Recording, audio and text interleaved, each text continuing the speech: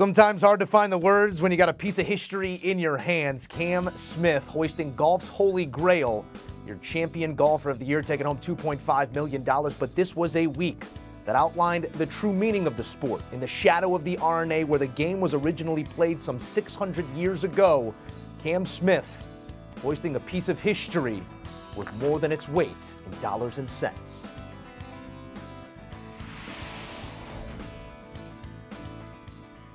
Post-round coverage from the Open Championship is presented by Bonobos. Look good, play good, repeat, and it is always a pleasure, but today, I'd say it's a privilege. CBS senior golf writer Kyle Porter with a front row to history.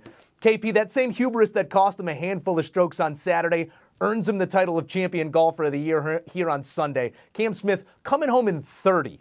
Historic in more ways than one. Your reaction to the blistering final round 64. Well, to come home in 30 to win the Open Championship, to win the 150th Open Championship at St. Andrews is it's astonishing. I mean, you're not supposed to do that. He went out and did it. You know, the up and down really, Joe, on 17.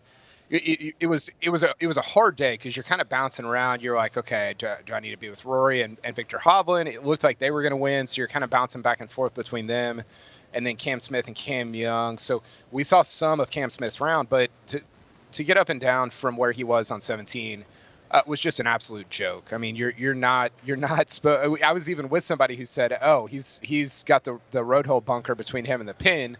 That's a 5. Like, that's an automatic 5. And then it wasn't, because he got up and down, made a 13, 14 footer for par. And listen, you shoot 64 on Sunday at the Open Championship at St. Andrews. You deserve to have the claret jug. And Rory McIlroy said that afterwards. He said the better golfer won this week. And I thought that was I thought that was the right way to put it. And, what a moment of class and kind of what you wanted to hear from Rory after finishing third. Yeah, anywhere else in the world to look like that at 17. Guys are going up, and here he is putting it to the right of that bunker and getting up and down. Didn't look like he could miss inside of 15 feet throughout the day, Smith. I want to unpack all the Rory notes here in a bit, but again on Smith here, historic. Final round 64, that matches the lowest final round at a major championship in history. His 20-under mark as deep as anyone has ever gone at a major. The 4-shot lead erased, the largest ever at an Open Championship. How did Smith flush Saturday's disappointment from his mind to accomplish what he did here on Sunday? Well, I think it's a little bit of what you mentioned earlier, right? He's just got this sort of attitude that it's a little DJ-like. When we talk about DJ, we talk about not remembering the day before, and he's got this, and it can cost him at times, right? He's got this sort of just pedal to the metal attitude that, the all gas, no brakes, and you're like, well, yeah, you can take a baseball bat out of the side of a bunker sometimes, and you can make a 5, you can make a 7, you can get yourself, you can hit one off a tree out of bounds in Memphis last year. Those things can happen.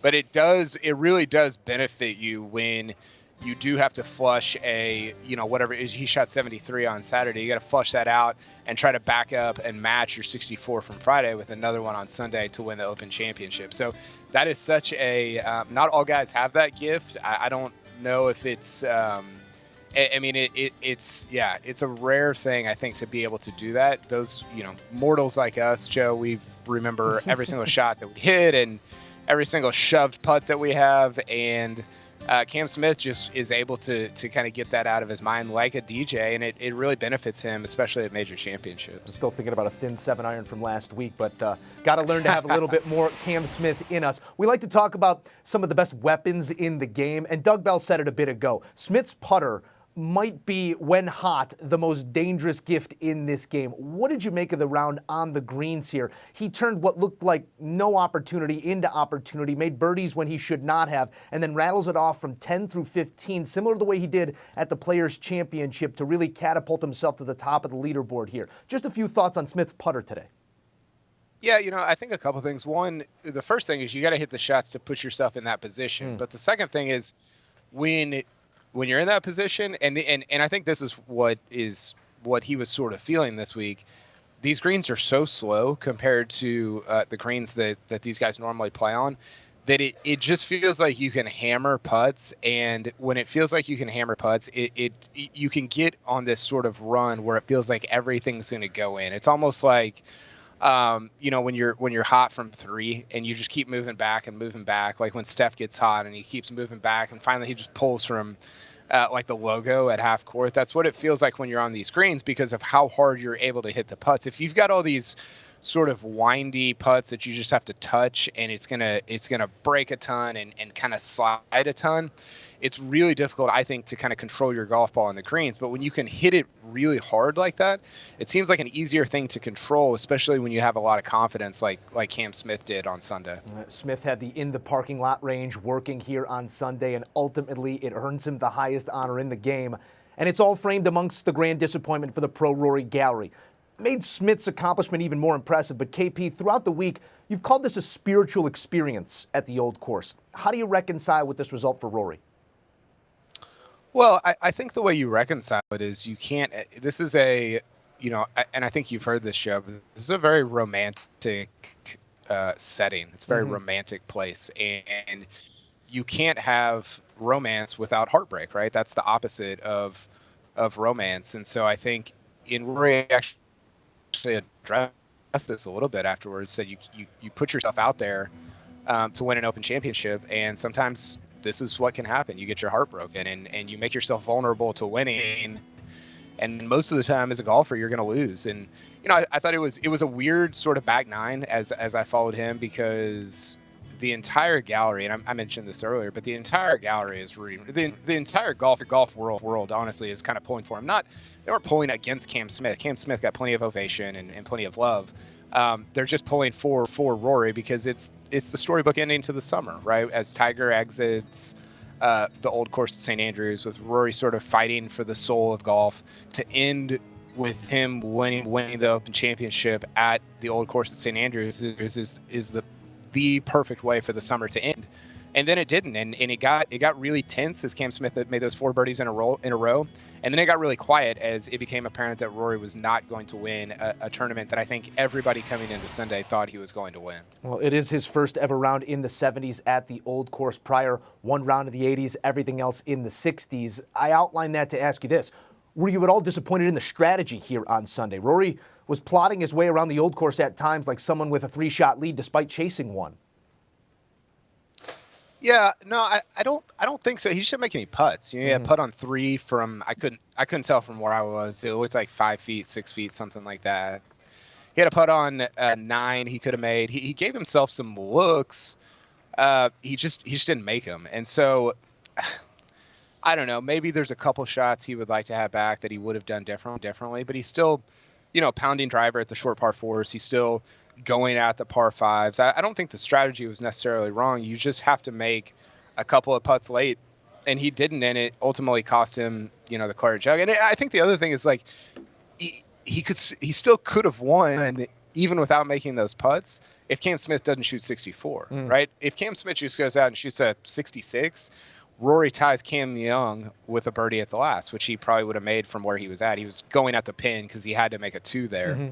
And so I don't think it was a bad strategy. I think he just got beat and he didn't make any putts. And those two things combined, that's going to happen sometimes in the final round of a major championship. Yeah, it will no doubt take some time here for Rory, his supporters, and Kyle Porter specifically to unpack what we saw. I'm sure he's going back in the film room right now to play back this final round 70 and further galvanize some of these thoughts. But the drought is now 8 years and counting, and McIlroy's next chance going to come in April at the Masters.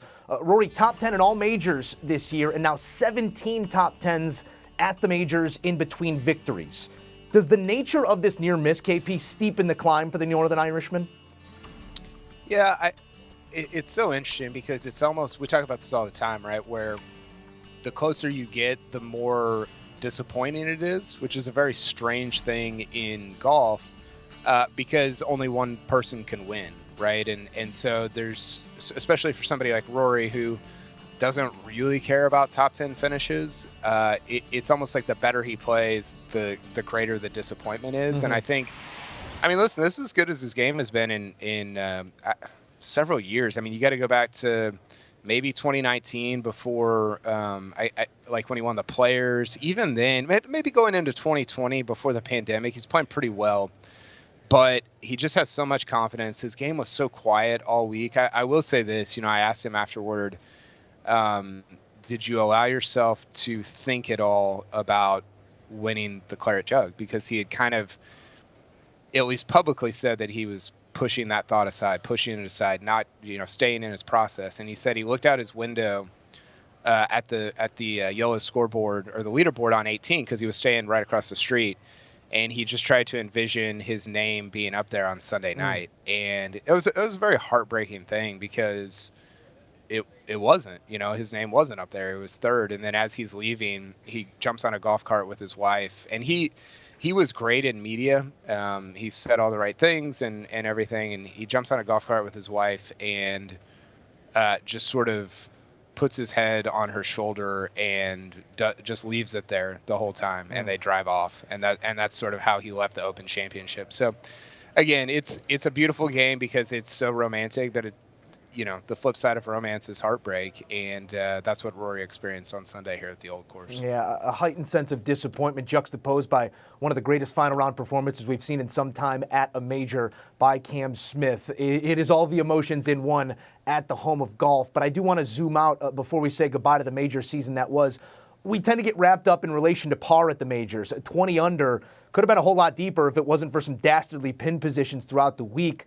But the Old Course does offer so much more, and history does have to be worth something. What do you make of this as a viable arena for a major championship in the years and decades to come? That's a great question. I'm hopeful that the ball will be rolled back at some point. I think that's something that, people that are, okay, so don't take it 5 years out. Take it 50 years out. Can you still go to the Old Course in 50 years if you keep making these advancements in technology? I don't know. I think that's a real question. I think right now it works. We were actually just talking about how if you created a major championship golf course that had like 5 drivable par 4s, people would be like, this is the dumbest thing in the world. And yet, because you're at the Old Course, and seriously though, like because you're at the Old Course, but also because of the way the greens are at the Old Course and how it if you put the pins in the right spot, it can protect par a little bit. You can still come here, and I think you can still do it for a long time, but take it 50, 100 years out, will you still be able to? I don't know. I do hope that equipment gets rolled back so that places like this, which are not only so magical, but also so strategic and at least architecturally so brilliant, so that golf is able. I hope that equipment gets rolled back so golf is able to still come to these places. Yeah, I mean, pull up the tape from this year's NCAA Finals men's singles. Look at some of those ball speeds, and something does have to be done to keep places like this viable moving down the stretch, because it has been a fantastic week and it's been a magical major season. So let's put a bow on it. For the first time in the history of the game, Kyle, all 4 major trophies lie in the hands of players in their 20s. Quite appropriately, that mark comes at the place where it all began. When you look at these 4 major champions and the contest they emerged from, your initial thoughts what? Well, it was an extraordinary major year, and I think you saw 4 guys that are stars. We've had major championship years in the past, and maybe specifically at the Open Championship in the early 2000s, where you had guys come from kind of out of nowhere to win the Open Championship. That was not the case this year, and it hasn't been the case in a while. And so you get, Scheffler, you get JT, you get Matt Fitzpatrick. I mean, when Matt Fitzpatrick is arguably your worst major winner, it's pretty good. That's pretty good, right? And that's not intended to be a knock on him. It's just that JT, Scheffler, and Cam Smith are unbelievable players, and I think you can make a pretty good argument that Fitzy is the worst of those. So another great major year, so many great stories, and it ends, sadly. I think the saddest part for me is that, we're not going to come back here to St. Andrews for at least 5 more years, and it's been such a wonderful week celebrating golf. I honestly, Joe, have not thought about LIV in like 3 days, which is just it's just incredible. It's been such a joy to just get to focus on golf and not have to deal with all the other nonsense. So it was even though Rory didn't win, which I think is what everybody here wanted, it was and I think St. Andrews always is the perfect way to end a major championship summer. Well, no doubt sacrifices have been made by our Kyle Porter to be there on site, covering it all for us and bringing us the latest from the majors, not just here at the Open, but throughout the year. So a tip of the cap and a golf clap to you as well, KP, for bringing us all the latest. We appreciate your hard work. Safe travels, and we'll talk soon. And the talk has just begun as our guys will break it all down on the First Cut podcast. This a historic conclusion at the 150th playing of the Open Championship. They will cover it all, taking you under the ropes and into the action each and every week, round by round. Download, subscribe, and enjoy the First Cut podcast. Do you want a sports network that delivers everything that matters about the game? The highlights, the picks, the instant analysis, no yelling, no fake debates, no politics. Hit the subscribe button and never miss a moment.